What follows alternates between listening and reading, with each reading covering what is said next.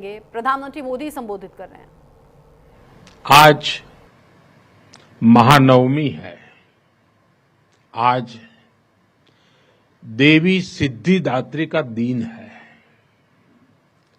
मैं सभी देशवासियों को नवरात्रि की बधाई देता हूं। कल विजयादशमी का महापर्व है। अन्याय पर न्याय की जीत, असत्य पर सत्य की जीत, अंधकार पर प्रकाश की जीत। विजयादशमी भारतीय संस्कृति के इस विचार और विश्वास का कालजयी उद्घोष है।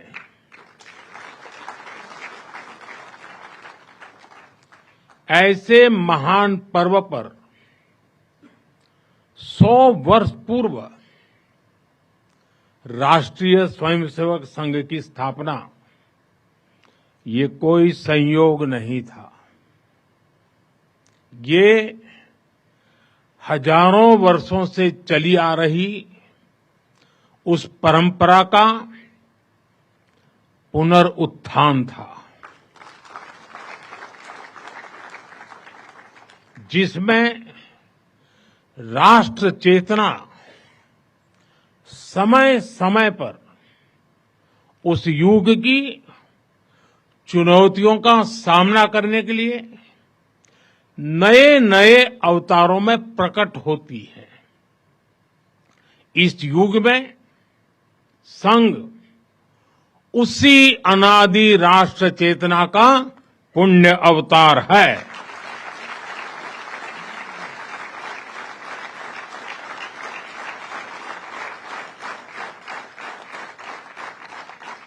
साथियों, यह हमारी पीढ़ी के स्वयंसेवकों का सौभाग्य है कि हमें संघ के शताब्दी वर्ष जैसा महान अवसर देखने को मिल रहा है। मैं आज इस अवसर पर राष्ट्र सेवा के संकल्प को समर्पित कोटि कोटि स्वयंसेवकों को शुभकामनाएं देता हूं, अभिनंदन करता हूं। मैं संघ के संस्थापक हम सभी के आदर्श परम पूज्य डॉक्टर हेडगेवार जी के चरणों में श्रद्धांजलि अर्पित करता हूं। साथियों, संघ की 100 वर्ष की इस गौरवमयी यात्रा की स्मृति में आज भारत सरकार ने विशेष डाक टिकट और स्मृति सिक्के जारी किए हैं। 100 रुपये के सिक्के पर एक और राष्ट्रीय चिन्ह है और दूसरी ओर सिंह के साथ वरद मुद्रा में भारत माता की भव्य छवि और समर्पण भाव से उसे नमन करते स्वयंसेवक दिखाई देते हैं।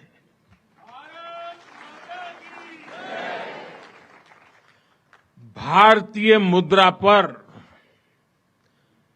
भारत माता की तस्वीर संभवतः स्वतंत्र भारत के इतिहास में पहली बार ऐसा हुआ है।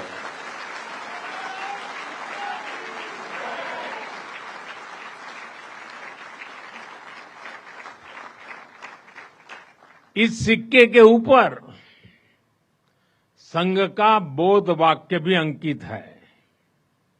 राष्ट्राय स्वाहा इदं राष्ट्राय इदं न मम। साथियों, आज जो विशेष स्मृति डाक टिकट जारी हुआ है, उसकी भी अपनी एक महत्ता है। हम सभी जानते हैं 26 जनवरी को गणतंत्र दिवस की परेड की कितनी अहमियत होती है। 1963 में 1963 में आरएसएस के स्वयंसेवक भी 26 जनवरी की उस राष्ट्रीय परेड में शामिल हुए थे और उन्होंने आन बान शान से राष्ट्रभक्ति की धुन पर कदम ताल किया था। इस टिकट में उसी ऐतिहासिक क्षण की स्मृति है। साथियों, संघ के स्वयंसेवक जो अनवरत रूप से देश की सेवा में जुटे हैं, समाज को सशक्त कर रहे हैं, इसकी भी झलक एक स्मारक डाक टिकट में है। मैं इन स्मृति सिक्कों और डाक टिकट के लिए देशवासियों को बहुत बहुत बधाई देता हूं। साथियों, जिस तरह विशाल नदियों के किनारे मानव सभ्यताएं पनपती हैं, उसी तरह संघ के किनारे भी और संघ की धारा में भी सैकड़ों जीवन पुष्पित पल्वित हुए हैं। जैसे एक नदी जिन रास्तों से बहती है, उन क्षेत्रों को, वहां की भूमि को, वहां के गांवों को सुजलाम सुफलाम बनाती हुई अपने जल से समृद्ध करती है, वैसे ही संघ ने इस देश के हर क्षेत्र, समाज के हर आयाम को स्पर्श किया है। यह अविरल तप का फल है, यह राष्ट्र प्रवाह प्रबल है। साथियों, जिस तरह एक नदी कई धाराओं में खुद को प्रकट करती है, हर धारा अलग अलग क्षेत्र को पोषित करती है, संघ की यात्रा भी ऐसी ही है। संघ के अलग अलग संगठन भी जीवन के हर पक्ष से जुड़कर राष्ट्र की सेवा करते हैं। शिक्षा हो, कृषि हो, समाज कल्याण हो, आदिवासी कल्याण हो, महिला सशक्तिकरण हो, कला और विज्ञान का क्षेत्र हो, हमारा श्रमिक भाई बहन हो, समाज जीवन के ऐसे कई क्षेत्रों में संघ निरंतर कार्य कर रहा है। और इस यात्रा की भी एक विशेषता रही है। संघ की एक धारा, अनेक धारा तो बनी, मल्टीप्लाई तो होती गई, लेकिन उनमें कभी विरोधाभास पैदा नहीं हुआ, डिवीजन नहीं हुआ, क्योंकि हर धारा का, विविध क्षेत्र में काम करने वाले हर संगठन का उद्देश्य एक ही है, भाव एक ही है, राष्ट्र प्रथम, नेशन फर्स्ट। साथियों, अपने गठन के बाद से ही राष्ट्रीय स्वयंसेवक संघ विराट उद्देश्य लेकर चला और ये उद्देश्य रहा राष्ट्र निर्माण। इस उद्देश्य की पूर्ति के लिए संघ ने जो रास्ता चुना वो था व्यक्ति निर्माण से राष्ट्र निर्माण, और इस रास्ते पर सतत चलने के लिए जो कार्यपद्धति चुनी वो थी नित्य नियमित चलने वाली शाखा है। साथियों, परम पूज्य डॉक्टर हेडगेवार जी जानते थे कि हमारा राष्ट्र तभी सशक्त होगा जब हर नागरिक के भीतर राष्ट्र के प्रति दायित्व का बोध जागृत होगा। हमारा राष्ट्र तभी ऊंचा उठेगा जब भारत का हर नागरिक राष्ट्र के लिए जीना सीखेगा। इसलिए वो व्यक्ति निर्माण में निरंतर जुटे रहे और उनका तरीका भी कुछ अलग ही था। परम पूज्य डॉक्टर हेडगेवार जी से हम बार बार सुना है, वो कहते थे जैसा है वैसा लेना है, जैसा चाहिए वैसा बनाना है। लोक संग्रह का डॉक्टर साहब का ये तरीका कुछ कुछ अगर समझना है तो हम कुम्हार को याद करते हैं।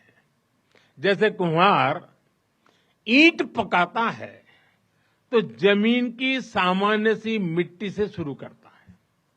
कुम्हार मिट्टी को लाता है, उस पर मेहनत करता है, उसे आकार देकर तपता है, खुद भी तपता है, मिट्टी को भी तपाता है, फिर उन ईंटों को इकट्ठा करके उनसे भव्य इमारत बनाता है। ऐसे ही डॉक्टर साहब बिल्कुल सामान्य लोगों को चुनते थे, फिर उनको सिखाते थे, विजन देते थे, उनको गढ़ते थे। इस तरह वो देश के लिए समर्पित स्वयंसेवक तैयार करते थे।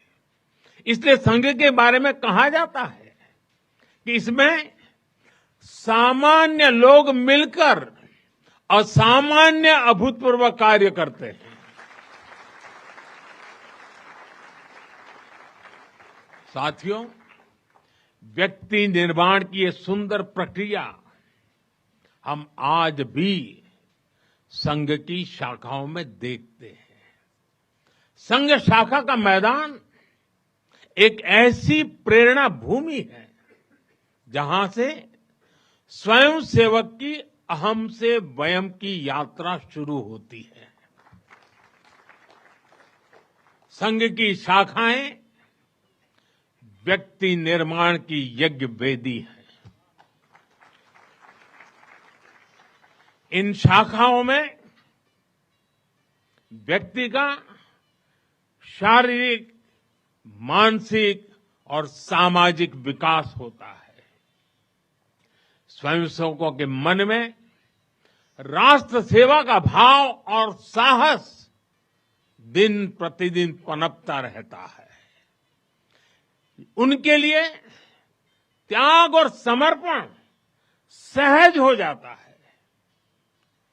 श्रेय के लिए प्रतिस्पर्धा की भावना समाप्त हो जाती है और उन्हें सामूहिक निर्णय और सामूहिक कार्य का संस्कार मिलता है।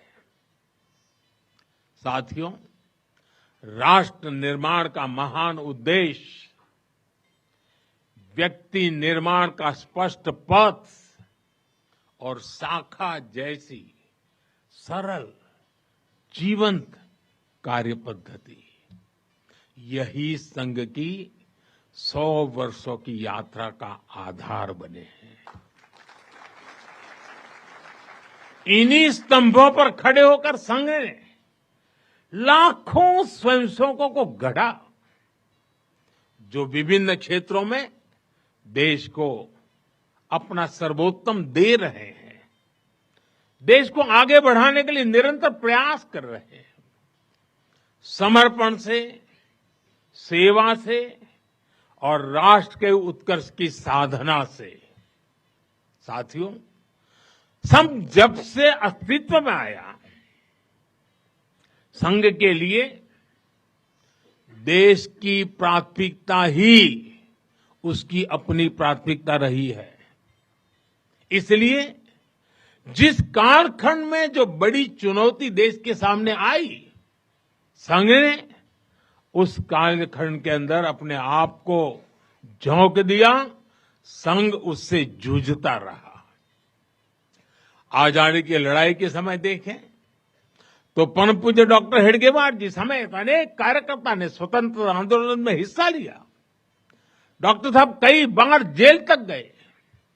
आजादी की लड़ाई की कितने ही स्वतंत्रता सेनानियों को संघ संरक्षण देता रहा, उनके साथ कंधे से कंधा मिलाकर काम करता रहा। 1942 में 1942 में जब चिमूर में अंग्रेजों के खिलाफ आंदोलन हुआ तो उसमें अनेक स्वयंसेवकों को अंग्रेजों के भीषण अत्याचार का सामना करना पड़ा। आजादी के बाद भी हैदराबाद में निजाम के अत्याचारों से के खिलाफ संघर्ष से लेकर गोवा के स्वतंत्रता आंदोलन और दादरा नगर हवेली की मुक्ति तक संघ ने कितने ही बलिदान दिए और भाव एक ही रहा, राष्ट्र प्रथम। लक्ष्य एक ही रहा, एक भारत श्रेष्ठ भारत।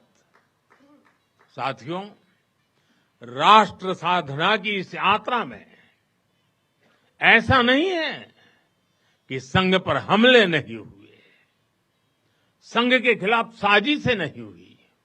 हमने देखा है कैसे आजादी के बाद भी संघ को कुचलने का प्रयास हुआ, मुख्य धारा में आने देने का और उसे न आने से रोकने का अनगिनत षड्यंत्र हुए। परम पूज्य गुरु जी को झूठे केस में फंसाया गया, उन्हें जेल तक भेज दिया गया, लेकिन जब पूज्य गुरु जी जेल से बाहर आए तो उन्होंने सहज रूप से कहा, और शायद इतिहास की तवारीख में ये भाव, ये शब्द एक बहुत बड़ी प्रेरणा है। तब परम पूज्य गुरु जी ने बहुत सहजता से कहा था, कभी कभी जीभ दांतों के नीचे आकर दब जाती है, कुचल भी जाती है, लेकिन हम दांत नहीं तोड़ देते, क्योंकि दांत भी हमारे हैं और जीभ भी हमारी है। आप कल्पना कर सकते हैं, जिन्हें जेल में इतनी यातनाएं दी गई, जिन पर भांति भांति के अत्याचार हुए, उसके बाद भी परम पूज्य गुरु जी के मन में कोई रोष नहीं था, कोई दुर्भावना नहीं थी। यही परम पूज्य गुरु जी का ऋषि तुल्य व्यक्तित्व था। उनकी यही वैचारिक स्पष्टता संघ के प्रत्येक स्वयंसेवक के जीवन के मार्गदर्शक बनी। इसी ने समाज के प्रति एकात्मता और आत्मीयता के संस्कारों को सशक्त किया, और इसलिए चाहे संघ पर प्रतिबंध लगे, चाहे षड्यंत्र हुए, झूठे मुकदमे हुए, संघ के स्वयंसेवकों ने कभी कटुता को स्थान नहीं दिया, क्योंकि वो जानते हैं हम समाज से अलग नहीं है। समाज हम सबसे ही तो बना है। जो अच्छा है वो भी हमारा है, जो कम अच्छा है वो भी हमारा है। साथियों, और दूसरी बात, जिसने कभी कटुता को जन्म नहीं दिया, वो है प्रत्येक स्वयंसेवक का लोकतंत्र और संवैधानिक संस्थाओं में अडिग विश्वास। जब देश पर इमरजेंसी थोपी गई तो इसी एक विश्वास ने हर स्वयंसेवक को ताकत दी, उसे संघर्ष करने की क्षमता दी। इन्हीं दो मूल्यों, समाज के साथ एकात्मता और संवैधानिक संस्थाओं के प्रति आस्था ने संघ के स्वयंसेवकों को हर संकट में स्थित प्रज्ञ बना के रखा, समाज के प्रति संवेदनशील बनाए रखा। इसलिए समाज के अनेक थपेड़े झेलते हुए भी संघ आज तक विराट वट वृक्ष की तरह अडिग खड़ा है। देश और समाज की सेवा में निरंतर कार्य कर रहा है। अभी यहां हमारे एक स्वयंसेवक ने इतनी सुंदर प्रस्तुति दी, शून्य से एक शतक बने, शून्य से एक शतक बने, अंक की मन भावना, भारती की जय विजय हो, ले हृदय में प्रेरणा, कर रहे हम साधना, मातृभू आराधना। और उस गीत का संदेश था, हमने देश को ही देव माना है और हमने देह को ही दीप बना करके जलने का सीखा है। वाकई यह अद्भुत था। साथियों, प्रारंभ से संघ राष्ट्रभक्ति और सेवा का पर्याय रहा है। जब विभाजन की पीड़ा ने लाखों परिवारों को बेघर कर दिया, तब स्वयंसेवकों ने शरणार्थियों की सेवा की। संघ के स्वयंसेवक अपने सीमित संसाधनों के साथ सबसे आगे खड़े थे। यह केवल राहत नहीं था, यह राष्ट्र की आत्मा को संबल देने का कार्य था। साथियों, 1956 में 1956 में गुजरात के कच्छ के अंजार में बहुत बड़ा भूकंप आया था। तबाही इतनी बड़ी थी, चारों ओर विनाश का दृश्य था। उस समय भी संघ के स्वयंसेवक राहत और बचाव में जुटे थे। तब परम पूज्य गुरु जी ने गुजरात के वरिष्ठ संघ के प्रचारक वकील साहब को, जो उस समय गुजरात का कार्य संभालते थे, उन्हें एक पत्र लिखा था। उन्होंने लिखा था, किसी दूसरे के दुख को दूर करने के लिए निस्वार्थ भाव से खुद कष्ट उठाना एक श्रेष्ठ हृदय का परिचायक है। साथियों, खुद कष्ट उठाकर दूसरों के दुख हरना, ये हर स्वयंसेवक की पहचान है। याद करिए 1962 के युद्ध का वो समय, संघ के स्वयंसेवकों ने दिन रात खड़े रहकर सेना की मदद की, उनका हौसला बढ़ाया, सीमा पर बसे गांवों में मदद पहुंचाई। 1971 में लाखों शरणार्थी पूर्वी पाकिस्तान से भारत की धरती पर आए। उनके पास न घर था न साधन। उस कठिन घड़ी में स्वयंसेवकों ने उनके लिए अन्न जुटाया, आश्रय दिया, स्वास्थ्य सेवाएं पहुंचाई, उनके आंसुओं को पहुंचा, उनकी पीड़ा को साझा किया। साथियों, एक बार, और हम जानते हैं 1984 सिखों के खिलाफ जो कत्लेआम चलाया गया था, अनेक सिख परिवार संघ के स्वयंसेवकों के घरों में आकर के आश्रय ले रहे थे। यह स्वयंसेवकों का स्वभाव रहा है। साथियों, एक बार पूर्व राष्ट्रपति डॉक्टर एपीजे अब्दुल कलाम चित्रकूट गए थे। वहां उन्होंने नानाजी देशमुख जिस कार्य को कर रहे थे, उस आश्रम स्थान को देखा था, वहां के सेवा कार्य देखे, वो हैरान रह गए थे।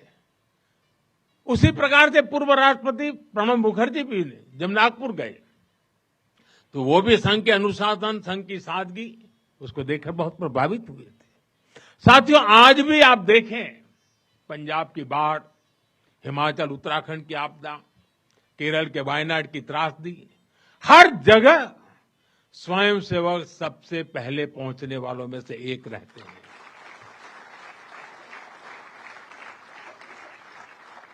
कोरोना काल में तो पूरी दुनिया ने संघ के साहस और सेवा भाव का प्रत्यक्ष प्रमाण देखा है।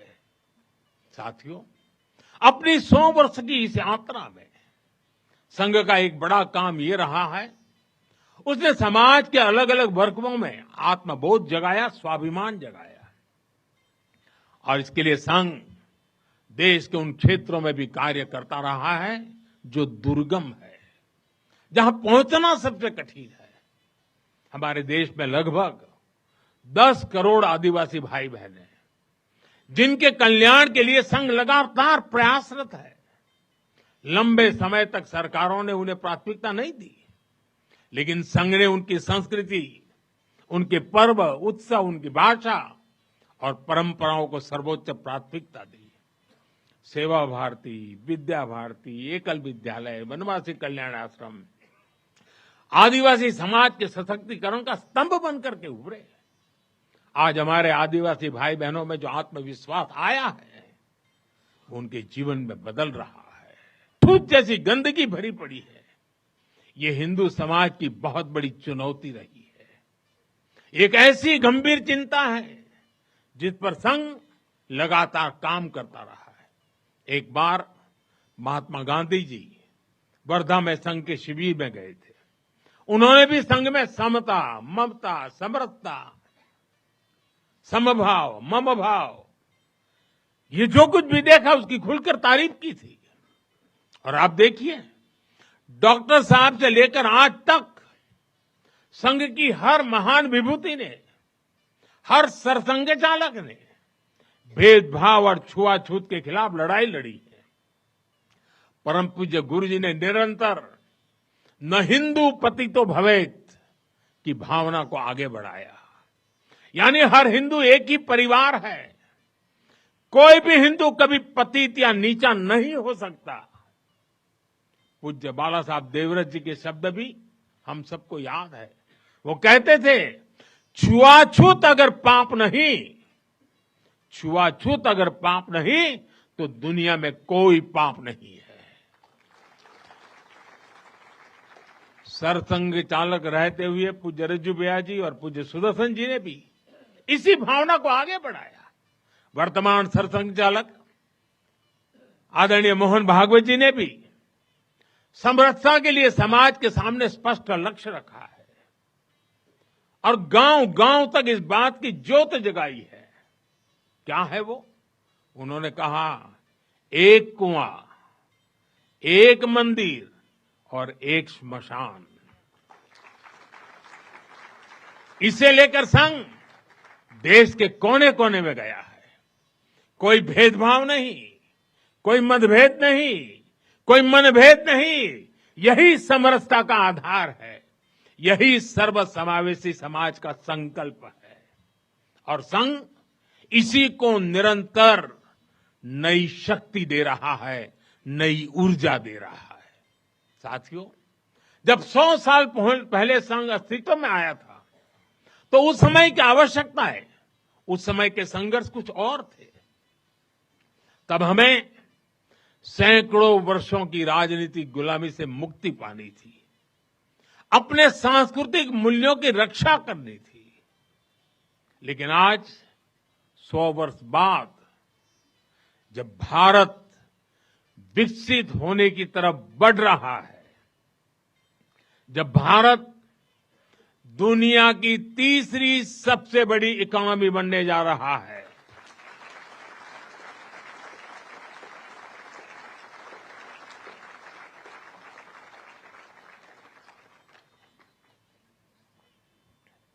जब देश और देश का बहुत बड़ा गरीब वर्ग गरीबी को परास्त करके, गरीबी को पराजित करके आगे आ रहा है, जब हमारे युवाओं के लिए नए नए सेक्टर्स में नए अवसर बन रहे हैं, जब ग्लोबल डिप्लोमेसी से क्लाइमेट पॉलिसीज तक भारत विश्व में अपनी आवाज बुलंद कर रहा है, तब आज के समय की चुनौतियां अलग है, संघर्ष भी अलग है। दूसरे देशों पर आर्थिक निर्भरता हमारी एकता को तोड़ने की साजिश है। डेमोग्राफी में बदलाव के षड्यंत्र, एक प्रधानमंत्री के नाते मैं नम्रतापूर्वक कहूंगा कि मुझे बहुत संतोष है कि हमारी सरकार इन चुनौतियों से तेजी से निपट रही है।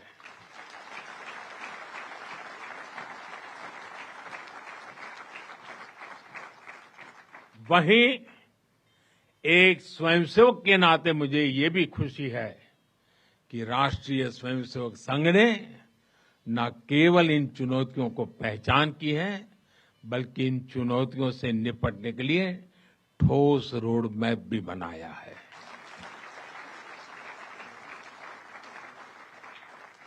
अभी माननीय दत्ता जी ने जिन चीजों का उल्लेख किया, मैं अपने तरीके से फिर से एक बार उसका उल्लेख करना चाहूंगा।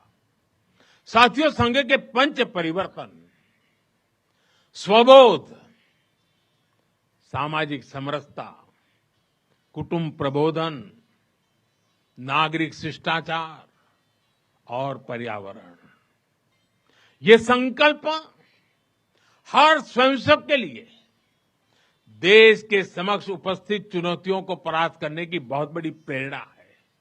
साथियों, स्वबोध यानी स्वयं का बोध, स्वबोध यानी गुलामी की मानसिकता से मुक्त होकर अपनी विरासत पर गर्व करना, स्वभाषा पर गर्व करना।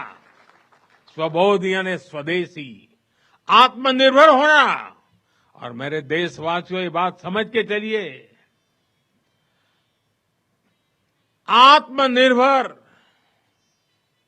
ये विकल्प के तौर पर नहीं है, ये अनिवार्यता के रूप में है।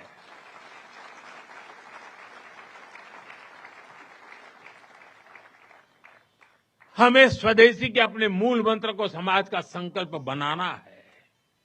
हमें वोकल फॉर लोकल के अभियान को उसकी सफलता के लिए वोकल फॉर लोकल ये हमारा निरंतर एक नई ऊर्जा प्रदान करने वाला घोषवाक्य होना चाहिए, प्रयास होना चाहिए। साथियों, संघ ने सामाजिक समरसता को हमेशा अपनी प्राथमिकता बनाए रखा है। सामाजिक समरसता यानी वंचित को वरीयता देकर सामाजिक न्याय की स्थापना करना, देश की एकता को बढ़ाना। आज राष्ट्र के सामने ऐसे संकट खड़े हो रहे हैं जो हमारी एकता, हमारी संस्कृति और हमारी सुरक्षा पर सीधा प्रहार कर रहे हैं। अलगाववादी सोच, क्षेत्रवाद, कभी जाति, कभी भाषा को लेकर विवाद, कभी बाहरी शक्तियों द्वारा भड़काई गई विभाजनकारी प्रवृत्तियां, ये सब अनगिनत चुनौतियां हमारे सामने खड़ी है। भारत की आत्मा हमेशा विविधता में एकता ही रही है। अगर इस सूत्र को तोड़ा गया तो भारत की शक्ति भी कमजोर होगी और इसलिए हमें इस सूत्र को निरंतर जीना है, उसे मजबूती देनी है। साथियों, सामाजिक समरसता को आज डेमोग्राफी में बदलाव के षड्यंत्र से, घुसपैठियों से भी बड़ी चुनौती मिल रही है। ये हमारी आंतरिक सुरक्षा और भविष्य की शांति से भी जुड़ा हुआ प्रश्न है और इसलिए मैंने लाल किले से डेमोग्राफी मिशन की घोषणा की है। हमें इस चुनौती से सतर्क रहना है, इसका डटकर मुकाबला करना है। साथियों, कुटुंब प्रबोधन आज समय की मांग है। जो समाज शास्त्र के सदियों से चली आई पंडितों की भाषा है, उनका कहना है, हजारों साल तक भारत के जीवन में जो प्राण शक्ति रही है, उसके अंदर एक कारण उसकी परिवार संस्था है। भारतीय समाज व्यवस्था की सबसे मजबूत इकाई अगर कोई है तो भारतीय समाज में पनपी हुई एक मजबूत परिवार व्यवस्था है। कुटुंब प्रबोधन यानी उस परिवार संस्कृति का पोषण जो भारतीय सभ्यता का आधार है, जो भारतीय संस्कृति से प्रेरित है, जो जड़ों से जुड़े हैं। परिवार के मूल्य, बुजुर्गों का सम्मान, नारी शक्ति का आदर, नौजवानों में संस्कार, अपने परिवार के प्रति दायित्व को निभाना, उसे समझना, उस दिशा में परिवार को, समाज को जागरूक करना बहुत ही आवश्यक है। साथियों, अलग अलग कालखंड में जो भी देश आगे बढ़ा, उसमें नागरिक शिष्टाचार की बहुत बड़ी भूमिका रही है। तो आज आरएसएस अपना शताब्दी वर्ष मना रहा है। आरएसएस के 100 साल पूरे हो चुके हैं। इसी के साथ वक्त हो चला छोटे से ब्रेक का, कहीं मत जाएगा, जल्द लौटेंगे।